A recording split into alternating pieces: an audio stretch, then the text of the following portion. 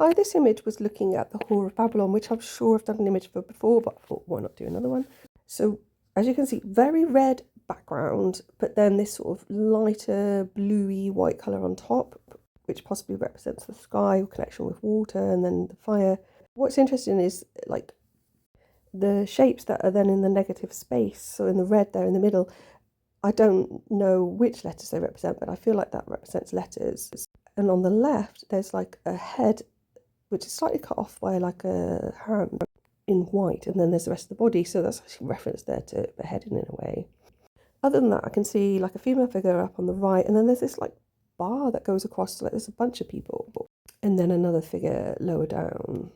So there's a lower figure, quite tall, stood on something or coming out of the water, I'm not sure. Going across them is I'm not quite sure if it's a creature. You can see the front of the face. That's the bit at the top, so I can see like a face there on the right hand side. It looks like a female figure to me. There's actually a figure underneath it as well, but it's like her arm sort of turns into what is like a branch or a vine or something along those lines. And then at the end of that line, well, there's someone in the middle and then there's someone on the far left of it. So that's her arm turned around. Like I say, it looks quite like a vine type thing. She obviously likes wine, doesn't want to run out when she's on the go. And turn to the side, that bit that looked like a creature earlier on, now to me looks a bit like an aeroplane. And again, from this angle, same sort of thing. So something to do with flight. So my theory with this whore is, I'm sure I said before, much like Mary Magdalene was called that for many years by the church, but then they said, oops, sorry, that was wrong.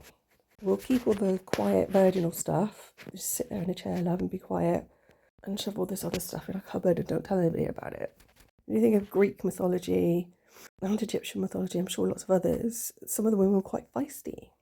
I'm sure at times Zeus was asked to rein Athena in, and I think it was Sekhmet, they had to get her drunk just so that she'd stop killing people. And I think that's allegorical. Everyone sure she could kill people. I think it's this sort of death of the ego monarchy. So there's these aspects of, I guess, what you would call the divine feminine, which we've kind of put into society's shadow, and it has something to do with aeroplanes. There's also a female figure here, bottom right as well. This is a side note, I had a dream about getting on an aeroplane last night, but the funny thing was, the guy who was letting people on, steward, was picking people behind me and my daughter and saying, oh, you can come on, yeah, there's room for you, but oh, sorry, you're going to have to get a flight tomorrow. And I pointed to 2 chairs, there's seats there, why can't we sit there? And he said something about it not being the right weight. And then I gave him multiple pieces of my mind, which made me laugh when I woke up. Thanks for listening.